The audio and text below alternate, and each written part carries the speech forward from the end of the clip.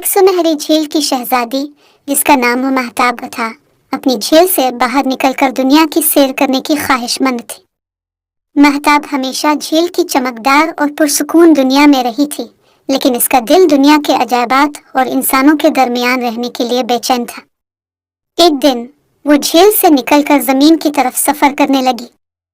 مہتاب نے جنگلوں، پہاڑوں اور درختوں میں گھوم کر انسانوں کے رویے دیکھے۔ وہ حیران تھی کہ دنیا کتنی مختلف اور رنگین ہے۔ مگر جب وہ واپس اپنی سنہری جھیل کی طرف لوٹ رہی تھی تو ایک جادوگرنی نے اسے راستے میں روک لیا۔ جادوگرنی نے مہتاب کو قید کر لیا کیونکہ وہ جانتی تھی کہ مہتاب سنہری جھیل کی شہزادی ہے۔ جادوگرنی نے چاہا کہ وہ سنہری جھیل کے جادو کا راز معلوم کرے اور خود کو ہمیشہ کے لیے خوبصورت اور جوان بنا لے۔ مہتاب نے پہلے تو انکار کیا، لیکن جادوگرنی کے ظلم کی وجہ سے وہ مجبور ہو گئی اور جادوگرنی کو سنہری جھیل کا راستہ بتا دیا۔ جادوگرنی سنہری جھیل پر پہنچی اور جھیل کے پانی کو پیا، جس سے وہ خوبصورت اور جوان ہو گئی۔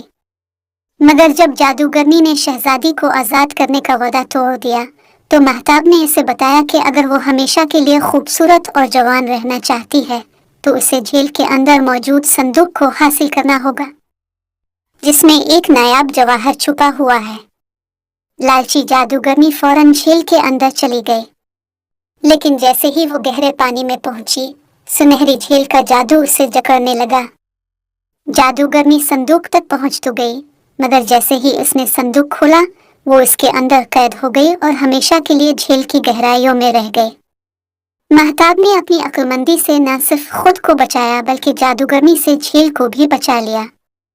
جب وہ واپس سنہری جھیل میں لوٹی تو جھیل کی باقی شہزادیاں اس سے کہنے لگے، مہتاب، اب تم نے اپنی غلطی کا انجام دیکھ لیا ہے، آئندہ کبھی بھی یہاں سے نہ جانے کی غلطی مت کرنا۔